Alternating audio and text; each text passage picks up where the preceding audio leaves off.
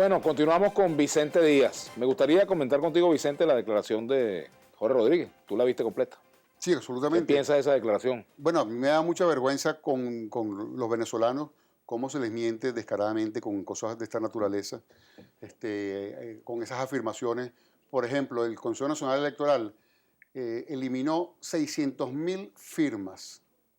Dentro de esas firmas estaban buena parte de los dirigentes de la oposición.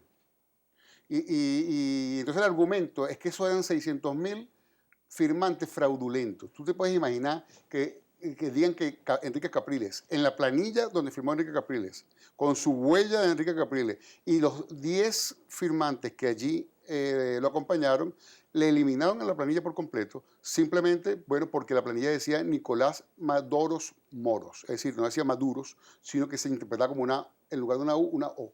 Y entonces rasparon el derecho de 10 personas con esa planilla. Pero el problema no es ese, el problema entonces es que sale señores como este y dicen que esas 10 personas eran fantasmas, eran fraudulentas.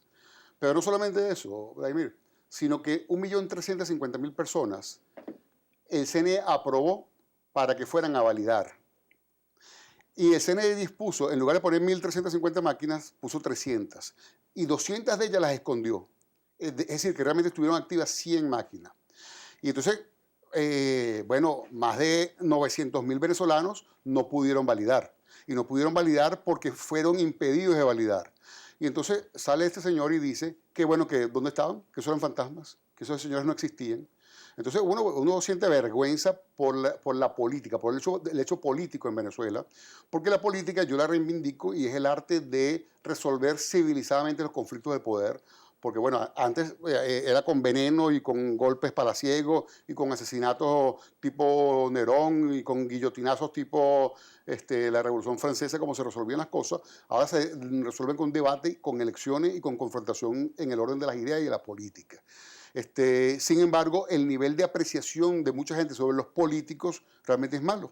Y es malo por actuaciones de esta naturaleza, que desvirtúan el carácter de la política en P alta, de altura, y lo convierten en un intercambio de falsedades y mentiras, que, bueno, yo me distancio profundamente de esa forma de hacer política y reivindico la política como debe ser. La política por defender los derechos de la gente y por alcanzar el poder para darle un servicio a la gente en un país que necesita, bueno, un cambio de timón de 180 grados.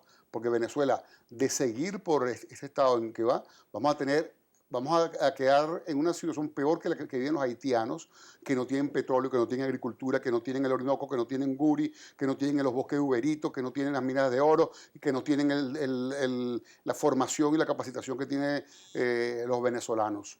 Más de 2 millones de venezolanos, Vladimir, se han tenido que ir de Venezuela.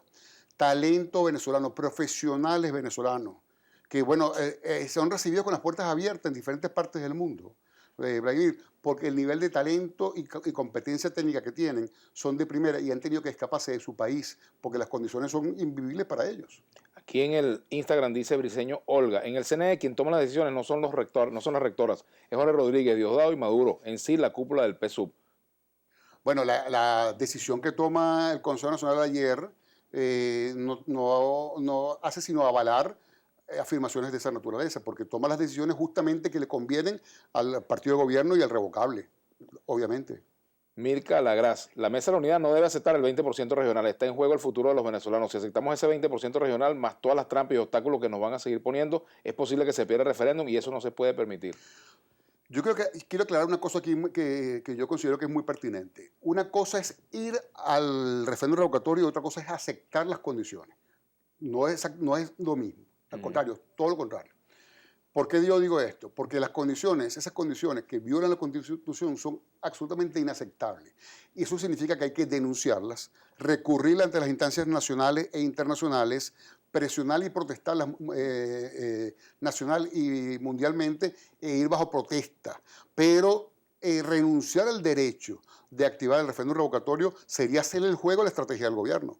La estrategia del gobierno, lo acaba de decir Jorge Rodríguez, es que ellos lo dicen con su cara bien lavada. Acabo de decir que la estrategia de ellos es utilizar el Tribunal Supremo de Justicia para parar el referéndum en el 2017. Ya el CNE lo está parando para el 2016. pero es que ellos no lo quieren ni siquiera en el 2017. Entonces la estrategia de ellos es suspenderlo. ¿Qué le queda a la oposición si no se hace referéndum? facilitarlo. ¿Tiene otros caminos Voy. para expresar el Sí, descontento? claro que sí. Pero vamos a parar un momentico aquí. Vamos a facilitarle desde la oposición el trabajo al gobierno. Es decir, el gobierno no va a pagar los costos que significa suspender un derecho constitucional de los venezolanos. Vamos a permitir que sea la propia oposición quien renuncie a sus derechos y quien renuncie a los derechos de los venezolanos de activar referéndum revocatorio. No, si me lo quieres quitar, quítamelo. Ajá, pero quítamelo, si, por ejemplo, pero paga las y consecuencias. si la oposición va en esas condiciones y no recoge la firma, pues ¿qué va a decir luego? ¿Qué le va a decir a la gente? Pero es que la oposición tiene que ver esto no solamente como un tema de recolección de firmas, sino como una tremenda oportunidad para demostrarle al mundo, al gobierno, al propio PSV, que más de 10 millones de venezolanos quieren revocar al presidente de la República. Porque esa es la realidad. Hoy en día cualquier encuesta te indica eso. Entonces tú tienes que proponer como programa y como acción, bueno, yo voy a movilizar a todas esas personas. Las voy a movilizar a los puntos del CNE, las voy a movilizar a los puntos de la propia Mesa de la Unidad. Voy a demostrar que concurrieron más de 8 millones de venezolanos a firmar, pero con la infraestructura del CNE solamente pudieron validar 4 millones. Andrés Prim, buenas tardes, Vladimir, excelente programa. A mí me da ganas de ver las cosas, bueno, el alto mando militar son los responsables que permiten que todo esto suceda y no ponen orden, se hacen los ciegos y sordos porque ellos están beneficiando y se olvidaron del juramento que hicieron. El alto mando militar, que se quede como alto mando militar. Esto es un problema de los civiles. Esa cosa está constantemente pidiéndole al alto mando militar que intervenga por una cosa o por la otra. Dejen el alto mando militar tranquilo. Bastantes problemas nos han traído en Venezuela los golpes de Estado, las intentonas de golpe y todas estas cosas. Esto es un problema en donde nos metimos los civiles y los civiles tenemos que salir de esto. Y vamos a salir de esto de la misma manera que entramos. Por la vía cívica, por la vía constitucional y por la vía electoral. Y la labor del alto mando militar tiene que ser proteger las fronteras de Venezuela y garantizar, bueno, la paz del país. Pero lo que no puede suceder es que estemos constantemente invocando al alto mando militar que venga a resolver los problemas de Venezuela, entre otras cosas porque el alto mando militar es parte del gobierno. Es parte del gobierno y es parte de la gestión actual del gobierno nacional. Ricardo J. Pérez, ¿cómo es posible que la MUD haya permitido tantas irregularidades en las firmas, los fallecidos, por ejemplo? No, pero eso es absolutamente falso. Ese cuento de los fallecidos es un invento de Jorge Rodríguez. Y allí lo que sucedió fue que esas firmas se entregaron, Vladimir, te voy a poner un caso para ilustrar. Se entregan una planilla. Esa planilla está escrita a mano. Y está escrita por las personas que firmaron. Cada quien escribió de una manera. Cuando los operadores del Consejo Nacional Electoral las transcriben, entonces pueden poner, bueno, un 8 y entonces yo creo que es un 6. Y puedo cometer un error en una transcripción de una firma. Ese análisis se hizo completamente de eso. Se agarraron los 10.000 fallecidos que dice el Consejo y se analizaron uno por uno. Eso lo hizo el equipo técnico de la Mesa de la Unidad Democrática. Y presentó un informe donde demuestra que eso es incierto, que eran venezolanos fallecidos, sino que demuestra que todos eran casos de digitalización equivocada de los operadores del Consejo Nacional Electoral. Esa es la realidad de eso, en primer lugar. De manera que eso es incierto.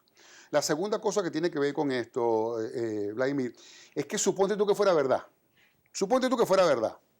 ¿Y para qué es la validación del 1%?